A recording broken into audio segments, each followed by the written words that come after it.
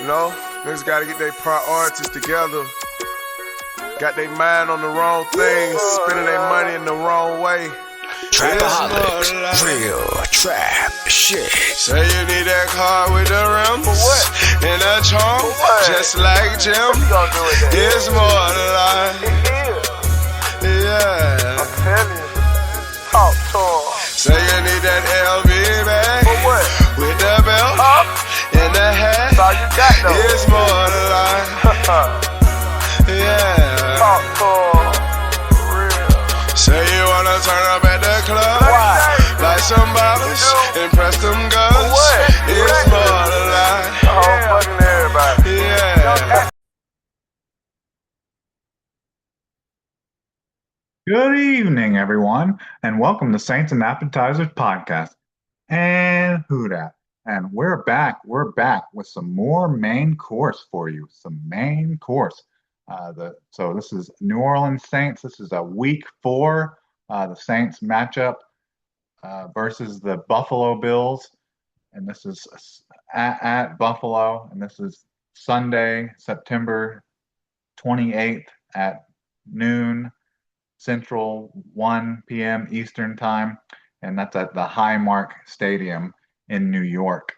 And so, are the fans out there, the Hoodats out there, are you ready? Are you mentally prepared? Maybe even physically prepared to handle another beatdown, a second dose, a sequel to what we experienced last Sunday against the Seahawks, and that just brutal beatdown. What was that, 44-13?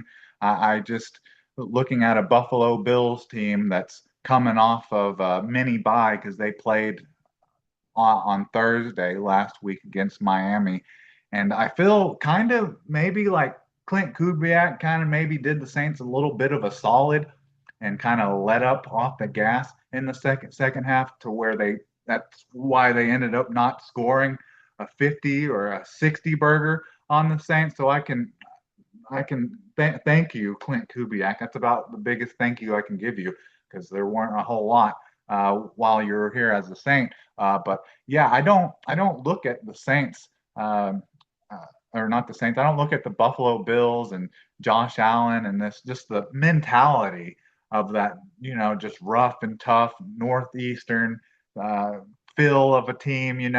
I don't think they'll let up off the gas. Like, if they have an opportunity to score 60 points, I expect them to score 60 points.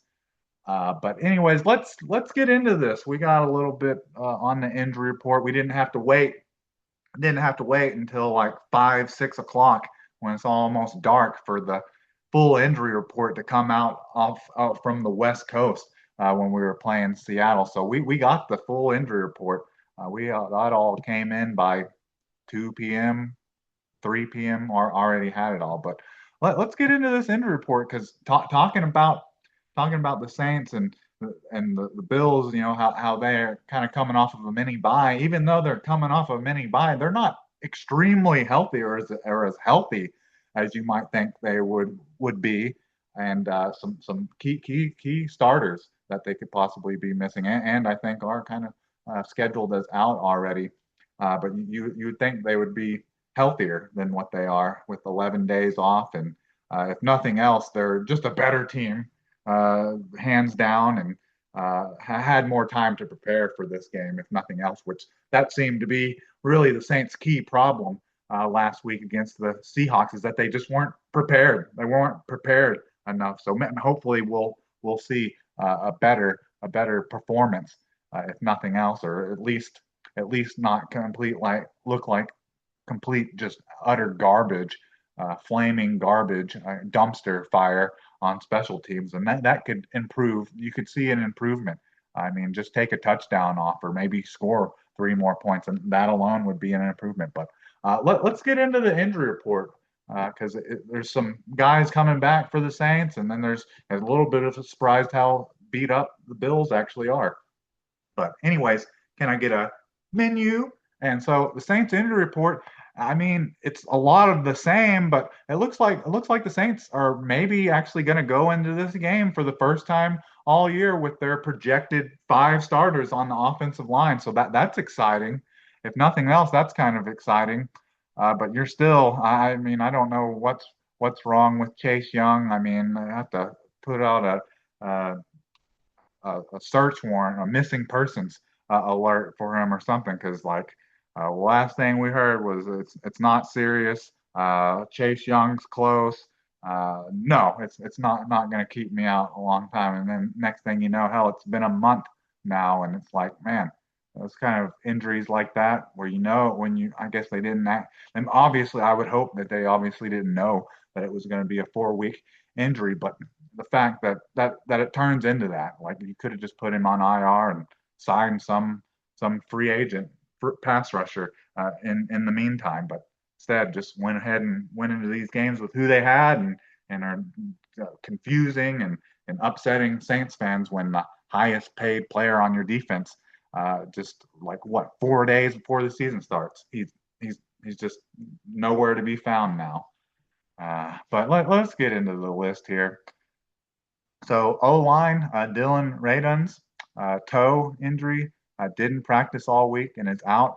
I had to uh, applaud him a little bit. I think he, for having to come in as a backup, I thought he was very serviceable as a backup, if nothing else. Like that's what Dylan Radunz was supposed to be coming in this season, was a backup. So him filling in as his backup role as a what was that for a left guard for Trevor Penning, I think he did admirably, So that sucks that he's out. Must be turf toe or something. Must have been relatively serious because I must have been in a walking boot or just having to deal with a lot of swelling or something because he didn't travel with the Saints to Seattle at least. But he's out. And then we talked a little bit. We're talking and just spewing anything that we hear now about Chase Young. And I really like Chase Young. He was the king of almost sacks last year. He was top 10 in pressures. He had like 73 pressures or something like that last year, but only like 5.5 sacks. But still, him coming off of neck injury and being several years removed from what an Achilles injury when he was with they were the Redskins when he was drafted by them. I think they were still the Redskins, and he won like defensive rookie of the year and all that. And then the next season he tore his Achilles, but that's been a while back now. But yeah, frustrating not having your best defensive player, and you can definitely see that in the first 3 games that the Saints aren't getting enough pressure on the quarterback.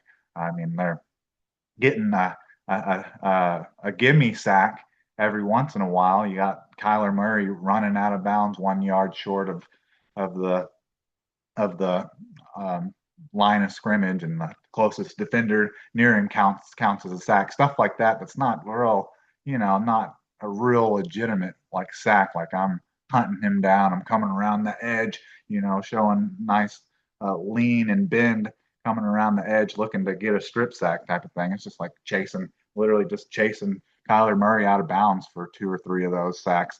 But yeah, that's definitely something you see missing in this defense is that the quarterbacks are able to just stand in there, and it's not even like they're getting like really pressured and rushed out of the pocket or anything. They're just standing there in the pocket and eating the Saints up. But you have defensive end Chase Young, calf tightness, and we saw that in the NBA playoffs with Indiana with Tyrese Halliburton. He had like calf tightness like a couple days before what was that? That must have been Game 7 of the finals. And of course, tell me a competitor or a professional athlete or just an athlete in general that's going to sit out Game 7 of the NBA finals and that's what ended up happening. Start was calf tightness and went to an Achilles injury, a serious Achilles injury. In several years, this seems like this was something that was more familiar and popular in the NBA in the last couple of years because a few years previous to that, Same kind of thing happened to Kevin Durant. Started out as calf tightness, and then the next thing you know, that damn Achilles is popping. So I imagine that's the main reason they're being so cautious and careful with Chase Young, because they don't want it to turn into a serious injury. But obviously it's already a serious injury if he's about to miss 4 games and should have been on IR anyways already. But he's a defensive end, Chase Young, calf injury, didn't practice all week, and kind of not surprisingly, he's out, even though Kellen Moore's been telling us he's close. So now let's move on to some more positive news here. The Saints, besides really Chase Young, the Saints are relatively healthy right now. Maybe be able to say maybe they're healthier than the Bills, but they're not as talented as them, so it doesn't really matter. So you get tackle Talisi Fuaga dealing with that stiff knee and that stiff back, but he was limited Wednesday and then was full Thursday and Friday and has no game status. So we should be getting our starting right tackle back. And then wide receiver Trey Palmer, hamstring, was limited Wednesday and Thursday and then was full Friday, no game status. So imagine he'll play. And we may end up seeing Trey Palmer a little bit because of this listing, this injury that the Saints are managing. But wide receiver Devon Bailey hip was limited all week, but still listed as questionable. So if he's out, doesn't play, maybe see a couple snaps, maybe a couple Trey Palmer touches. I would be okay with that. I'd like to at least kind of see what we got, especially if we're not seeing Devon Bailey, the guy we gave a 4th round pickup, and like we knew him coming over from Denver, that and then the trade, we knew that he was injury prone, and then like two games in, he's hurt. But yeah, I'd like to see Trey Palmer if there's some snaps out there available after you got Chris Olave, Rashid Shaheed, and Brandon Cooks. Not really much after those guys if Devon Bailey doesn't play. And then defensive end, Cam Jordan, groin, was full all week, no game status. And then the big one, Trevor Penning. We're getting Trevor Penning, tackle guard, Trevor Penning. So our left guard was dealing with some turf toe, but I guess it wasn't as bad as what it was in his rookie year, and it was on the opposite foot. I think his rookie year it was real bad, needed surgery, and I think it was on his left foot. This time it was on his right foot, but didn't need surgery at least. I think it's probably his big toe probably came dislocated while on a play, I imagine. But yeah, so he was full all week and no game status. So we're getting our whole starting offensive line back. So that's pretty exciting. So you're going to have uh, Kelvin Banks Jr., Trevor Penning. So Kelvin Banks Jr., your left tackle, Trevor Penning, your left guard, Eric McCoy, your center, uh, uh, Ruiz, your right guard, and of course you're getting Talisi Fuaga back. Caesar Ruiz, your right guard, and then you're getting your right tackle, Talisi Fuaga, back, like what was projected the whole offseason. And once they made that move to move Trevor Penning to left guard, so we're actually going to finally get to see it in game, and you get to see what it looks like in an actual game setting. We're going to actually get to see our full starting healthy offensive line. So that's exciting. Hopefully there's some positives out of it. Hopefully they don't just still look like crap, even with them being all healthy and active. But I guess we'll have to wait and see. All right, so that's the Saints injury report. Like it's kind of long, but there's only like 2 serious ones on there, and I mean one of them's a backup offensive lineman. Like really the really main and serious one is just Chase Young, but he's been nowhere to be found all season anyway. So I mean, what are we losing? We don't even know what we're missing really in that regards. But let's get to the Bills offensive line because it's got some interesting names on there. You got offensive lineman Spencer Brown, who I think he's a starter on their offensive line. Not 100% which position he plays. If nothing else, that name Spencer Brown is fairly familiar to me. So if he's not one of their starters, He's definitely like the sixth offensive lineman for him, which in today's league with all the motions and heavy sets and stuff they do, and they like to get tricky and funny sometimes trying to throw passes to offensive line. A player like that's basically a starter, but he's dealing with a calf injury as well and didn't practice Wednesday or Thursday, but was limited Friday, but as listed was questionable. So they might not be without might be without him. And then these are the two big ones. You got definite starters on defense, and this is very similar to the game against the Seahawks. The Seahawks were missing two like key players in their secondary, uh, in Witherspoon and Love. Well, the Bills are missing uh, two uh, two starters on their front seven for this game, and one of them is like an all pro. But the first one is linebacker Matt Milano, pectoral, didn't practice all week and is out. So I, I've read some comments and statements from like Bills fans saying like their run defense already wasn't that good.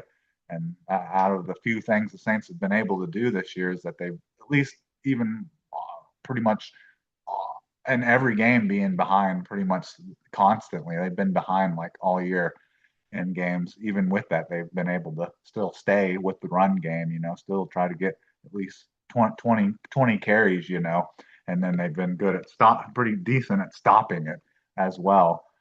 But yeah, having missing the Bills missing their one of their starting linebackers. Hopefully, the Saints could take advantage of that. And then the really big one, like this is a big player. This is comparable, even more comparable than the Saints missing Chase Young.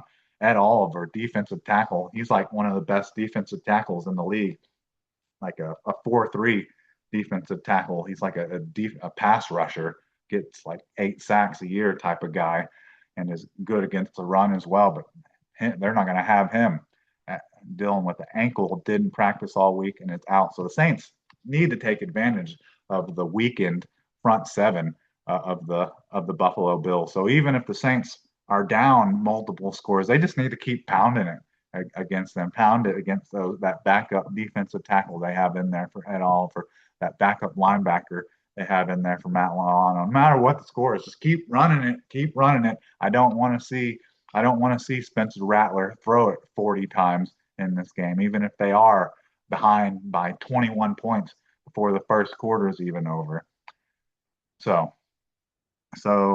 and then the only other one, which is another like their defense, similar to the Seahawks, is kind of beat up, but Saints weren't able to. It didn't matter last week. The Saints weren't able to take advantage of it. But the last player on their list injury report is starting. This is another player, starting defensive end AJ Epinesa, dealing with a pectoral, was limited all week, and like Spencer Brown, he's questionable. So I mean, the Bills, I would say, besides the fact that they've had like 11 days off, like the mini bye after playing on Thursday, uh, even with that, I would say they're probably healthier than the Saints. The guys that aren't on the injury report are healthier, and then they have 11 days, more time to prepare for the Saints, which was the Saints' number one problem against the Seahawks, is that they just didn't look prepared. But let's see. I guess we'll have to wait and see if the Saints can take advantage of a weakened Bills defense. All right, now then, on to my MVP hot takes and picks and scores.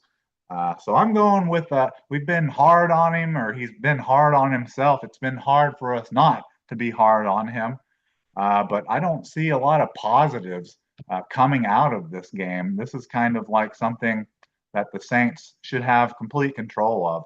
This player is a player that has complete control over the way he performs, unless the punt gets blocked or something, or there's like a hurricane for G-force winds or something in the stadium.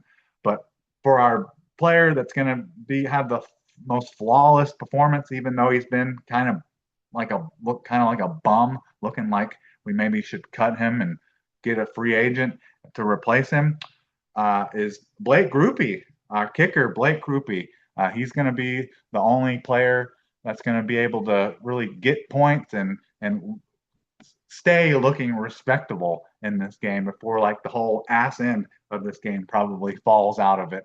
But Blake Grupe, who's missed a kick in the first 3 games of the season and has had some plays. He had a play. I think he had one play where like last night, the Seahawks versus the Arizona Cardinals. The Arizona Cardinals, they look like they tied the game up. Look like it's sure thing to go into overtime. And then on the kickoff, the kicker doesn't kick it inside the landing zone. It comes out to 40-yard line, and the Seahawks complete one pass, and they're in field goal range. I think Blake Grupe's done similar things to that.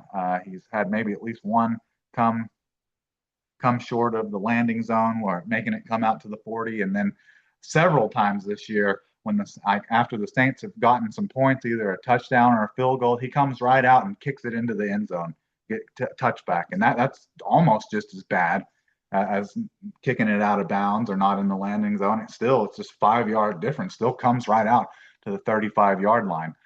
So Blake Grupe, you have control of those things. Don't be bad on the kickoffs and make all your field goal attempts if the Saints are able to actually get into Bills territory and even if you have to kick a 55-yard field goal, make all your field goals. So Blake Grupe is my MVP. He's going to be fine, perfect on kickoffs, just in regards to no ridiculous bad timing touchbacks or not making it in the landing zone. And like I said, any chance at kicking a field goal, he's going to make it. We're not going to see, at least for this week, we're not going to see a Blake Grupe miss field goal.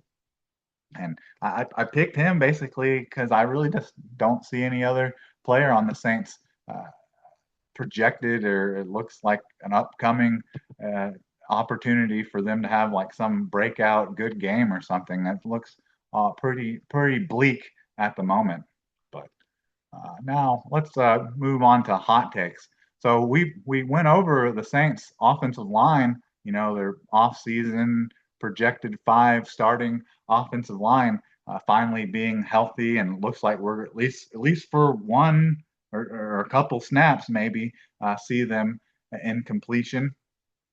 So my hot take for that is I expect the starting 5 linemen to not allow a sack. No sacks in this game, and a lot of people may say how half the sacks Spencer Rattler takes or gets, or half of them are his fault anyways. But still, regardless of that, they're going to play good enough to where that's not an issue.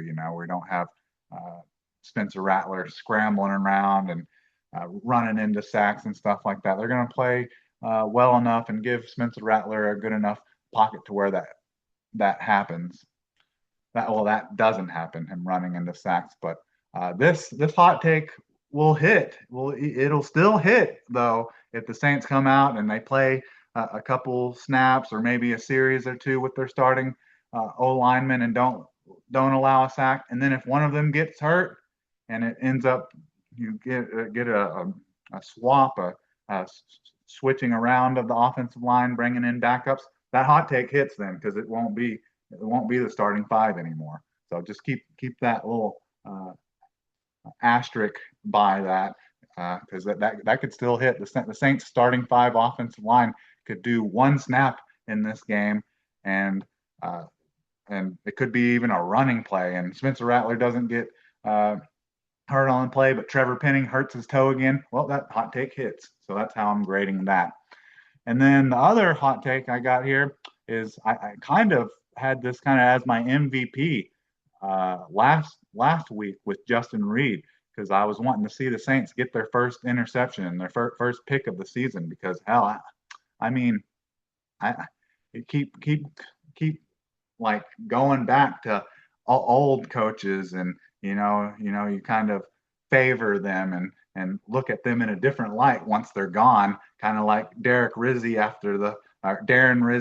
after the horrible performance on special teams against the Seahawks. And even like where was JT Gray? JT Gray I think was just on the sidelines for the for the Baltimore Ravens. Then I think the Saints could have used J.T. Gray on that play, but for the secondary here, I'm talking like Dennis Allen. If Dennis Allen was the Saints' current uh, defensive back secondary coach, the Saints would have a couple interceptions already. So it's wild to me. They're going into their fourth game and still haven't had a sack. But that was something, at least early on in Josh Allen. Even with how amazing he is with everything, that was kind of maybe like the only knock on him was he turned the ball over, throw some interceptions, which he was able to cut down on that really big last year. But maybe he'll throw one to the Saints.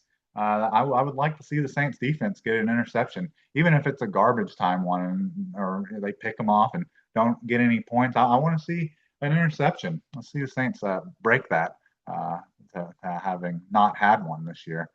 So those are my two hot takes.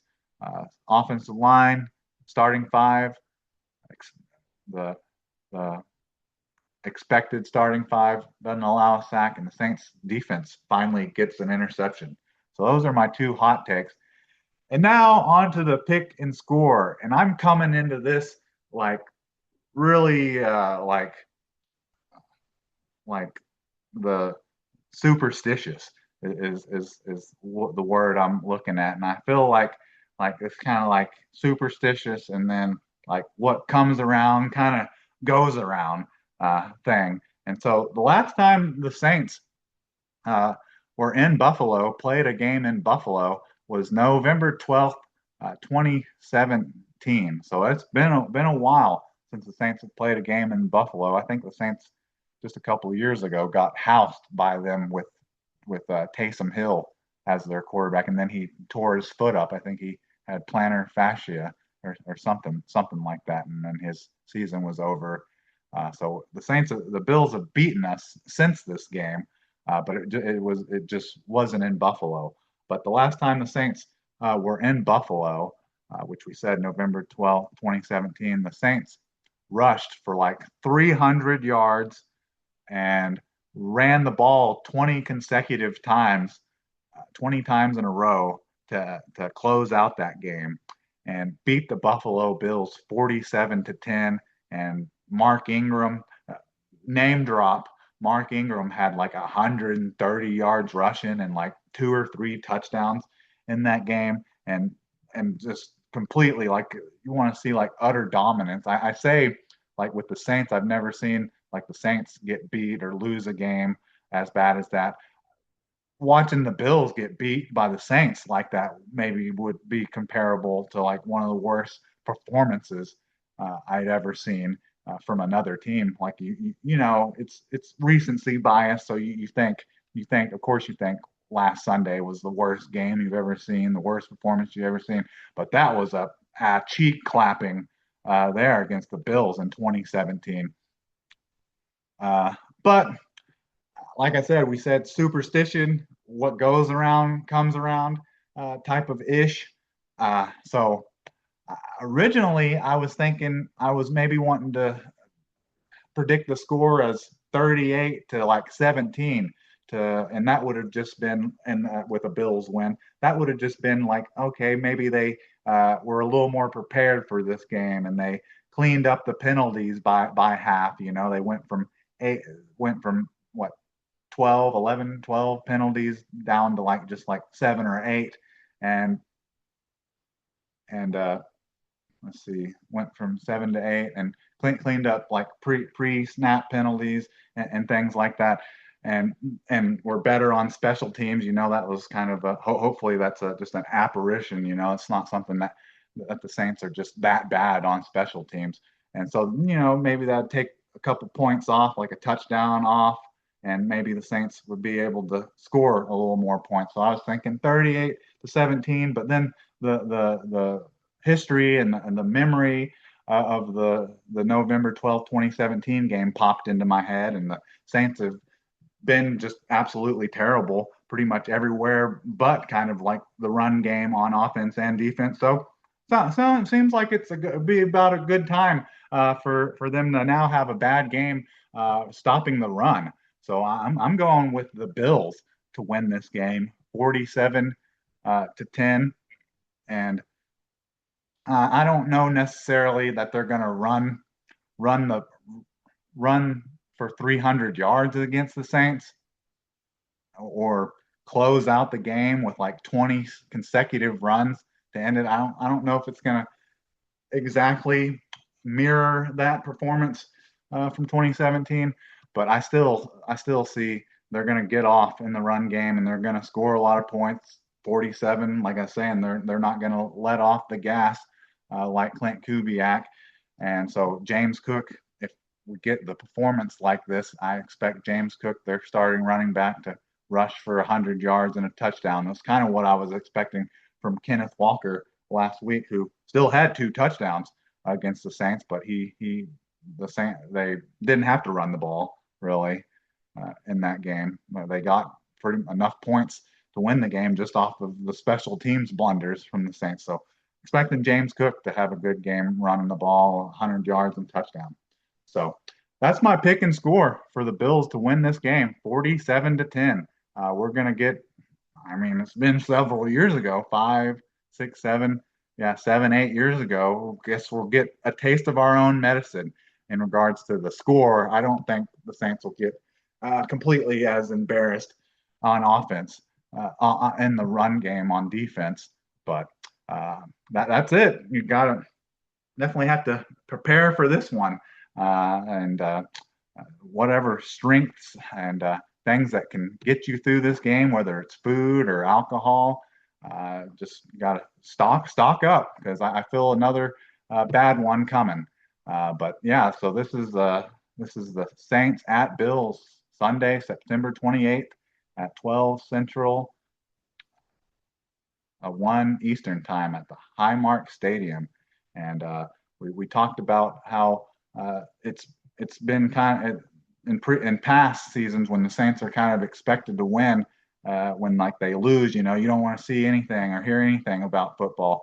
I've kind of come to terms that they're bad, so you need to enjoy other games because more than likely their games aren't going to be enjoyable. So the game last night, Thursday, the Seahawks at Arizona, that was a great game. And then you can watch a game before the Saints even play on Sunday because who is it? The Steelers, I think, are playing Minnesota and Ireland at 8:30 Central Time, 9:30 Eastern Time. So you can watch even some more football before we have to go through what's probably by the end of it's going to feel like a damn funeral. That's how quiet and just bad the Saints fans are going to feel. Is like someone died probably.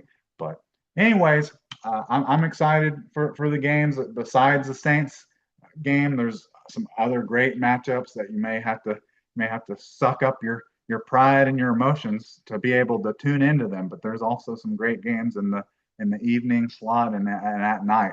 But if you need to get it in before the car wreck, the murder scene that you're probably going to see at the the noon slot. Maybe get in on that 8:30 slot, that Ireland game. But anyways, I think that's about all I have for you. So who dat? And can I get a check, please?